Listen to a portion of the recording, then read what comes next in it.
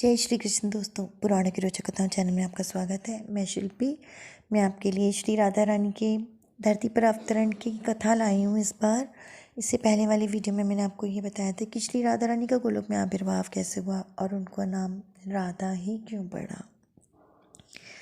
श्री कृष्ण की प्राणधिष्ठात्री देवी श्री राधा का श्री कृष्ण के प्राणों से ही आविर्भाव हुआ। ये श्री कृष्ण को, चंद्र को अपने प्राणों से भी अधिक प्रिय है।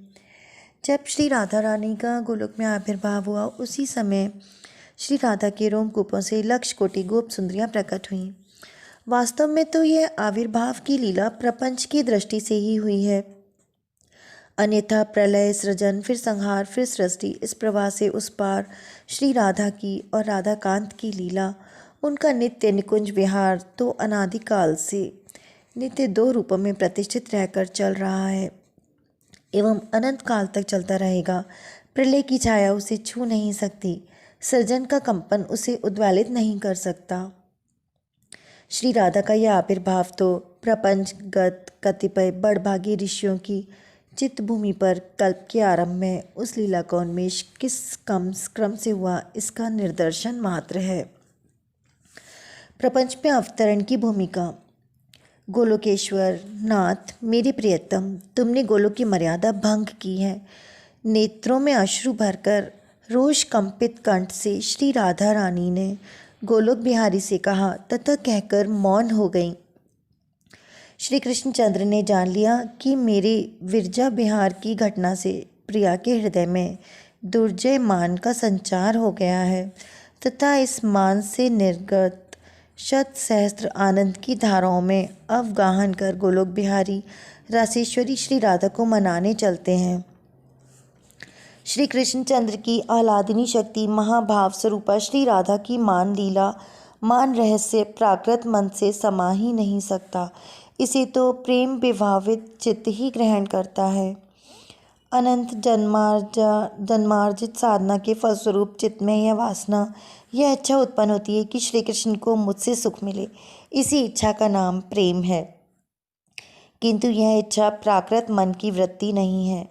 यह तो उपासना से निर्मल हुए मन में जब श्री कृष्ण की स्वरूप शक्ति आह्लादिनी प्रधान शुद्ध सत्व का आविर्भाव होता है, मन इस शुद्ध सत्व से मिलकर तद्रूप हो जाता है।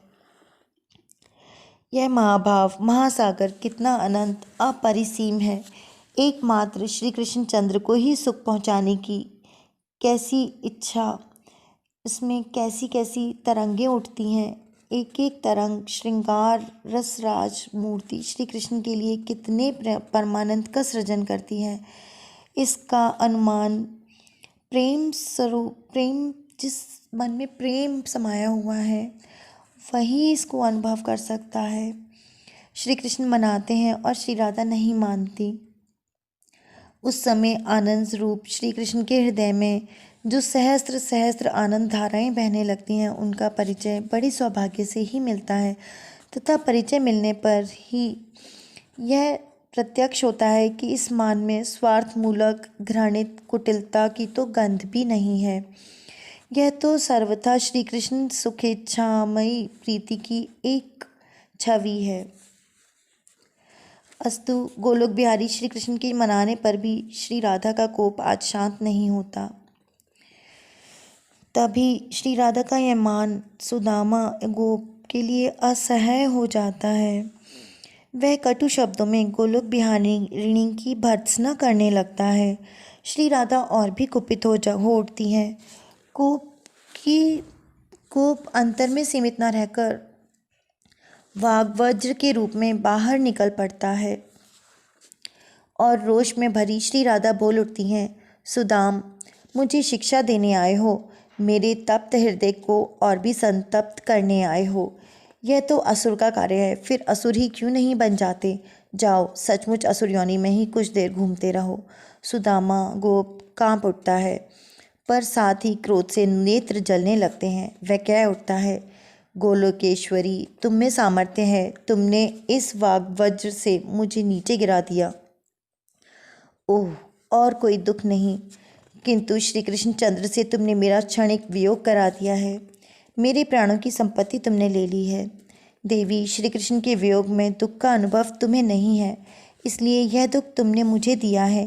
तो जाओ देवी, जाओ, एक बार तुम भी श्री कृष्ण के वियोग का दुख अनुभव करो। सुदूर द्वापर में गोलोक बिहारी के लिए देवव्रत प्रतीक्षा करेंगे। इनका अवतरण होगा।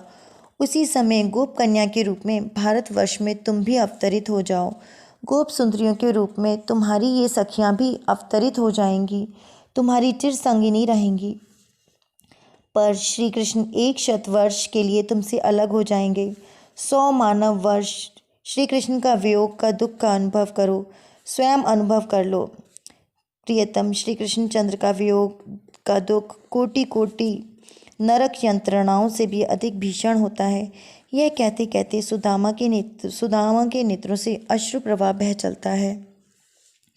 गोलोक बिहारिणी श्री राधा एवं कृष्ण चंद्र के चरणों में प्रणाम करके वह चलने के लिए उद्यत होता है। इस प्रकार रासेश्वरी श्री राधा की भारतवर्ष में अवतरित होने की भूमिका बनी। उनके नित्य रास की, नित्य निकुंज लीला की एक झांकी जगत में प्रकाशित होने की प्रस्तावना पूरी हुई। श्री राधा का धरती पर अवतरण। नृगपुत्र राजा सुचंद्र का एवं पितरों की मानसी कन्या सुचंद्र पत्नी कलावती का पुनर्जन्म हुआ। सुचंद्र तो वृषभानु गोप के रूप में उत्पन्न हुए एवं कलावती कीर्तिदा गोपी के रूप में। यथा समय दोनों का विवाह होकर पुनर्मिलन हुआ है। एक तो राजा सुचंद्र हरि के अंश से ही उत्पन्न हुए थे, उस पर उन्होंने पत्नी सहित दिव्य 12 वर्षों तक तप करके ब्रह्मा जी को संतुष्ट किया था। इसलिए कमल योनि ने यह वर दिया था कि द्वापर में अंत में स्वयं श्री राधा तुम दोनों की पुत्री बनेंगी। उस वर की सिद्धि के लिए सुचंद्र वृषभानु गोप बने हैं। इन्हीं वृषभानु में इनके जन्म के समय सूर्य का भी आवेश हो गया, क्योंकि सूर्य ने तपस्या कर श्री कृष्ण चंद्र से एक कन्या रत्न की याचना की थी तथा श्री कृष्ण चंद्र ने संतुष्ट होकर तथास्तु कहा था। इसके अतिरिक्त नित्य लीला के वृषभानु और कीर्तिदा, ये दोनों भी इन्हीं वृषभानु गोप और कीर्तिदा में समाविष्ट हो गए। अस्तु, इस प्रकार योग माया ने द्वापर के अंत में रासेश्वरी के लिए उपयुक्त क्षेत्र की रचना कर दी। धीरे धीरे वह निर्दिष्ट समय भी आ पहुंचा। वृषभानु ब्रिज की गोप सुंदरियों ने एक दिन अकस्मात देखा कीर्तिदा रानी के अंग पीले हो गए हैं और गर्भ के अन्य लक्षण भी स्पष्ट होने लगे हैं।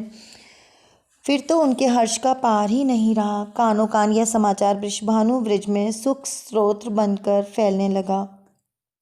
सभी उत्कंठा पूर्वक प्रतीक्षा करने लगे। ब्रह्म मुहूर्त आया।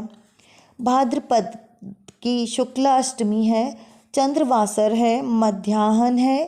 कीर्तिदा रानी रत्न पर्यक पर विराजित हैं। एक घड़ी पूर्व से प्रसव का आभास सा मिलने लगा। वृद्धा गोपिकाएं उन्हें घेरे बैठी हैं। इसी समय आकाश मेघाच्छन्न हो रहा है। सहसा प्रसूति गृह में एक ज्योति फैल जाती है, इतनी तीव्र ज्योति कि सबके नेत्र निमीलित हो गए हैं। इसी समय कीर्तिदा रानी ने प्रसव किया। प्रसव में केवल वायु निकला। इतने दिन उदर तो वायु से ही पूर्ण था, किंतु इससे पूर्व की कीर्तिदा रानी एवं अन्य गोपिकाएं आँख खोलकर देखें, उसी वायु कंपन के स्थान पर एक बालिका प्रकट हो गई। सूतिका गृह उस बालिका के लावण्य से प्लावित होने लगा। गोप सुंदरियों के नेत्र खुले। उन्होंने देखा शत सहस्त्र शरद चंद्रों की कांति लिए एक बालिका कीर्तिदा के सामने पड़ी है। कीर्तिदा रानी ने प्रसव किया है। कीर्तिदा रानी को यह प्रतीत हुआ कि मेरे द्वारा सद्य प्रसूत यह कन्या के अंगों में किसी दिव्य शतमूली प्रसून की आभा भरी हो अथवा रक्त वर्ण की तंडलहरी हो, बालिका के रूप में परिणत हो गई है। आनंद विवशा कीर्तिदा रानी कुछ बोलना चाहती हैं पर बोल नहीं पाती। मन ही मन 2 लक्ष गोदानों का संकल्प करती हैं। गोपियों ने गवाक्ष रंध्र से झांक कर देखा, चारों ओर दिव्य पुष्पों का ढेर लगा हुआ है। वास्तव में ही देववृंद ऊपर से नंदन कानन के फूलों की वर्षा कर रहे हैं। शीतल मंद पवन अरविंद सौरभ का विस्तार करते हुए प्रवाहित हो चला है। मानो श्री राधा यश सौरभ दुकुल में लिए रासेश्वरी के आगमन की सूचना देते हुए वह पवन घर घर फिर रहा हो। इस प्रकार श्री राधा रानी का जन्म हुआ है।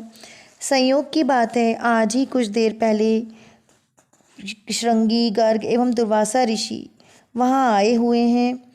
गोपों की प्रार्थना पर वृषभानु को आनंद में निमग्न करते हुए श्री राधा के ग्रह नक्षत्र का निर्णय कर रहे हैं और बालिका का नाम रखा गया है राधा।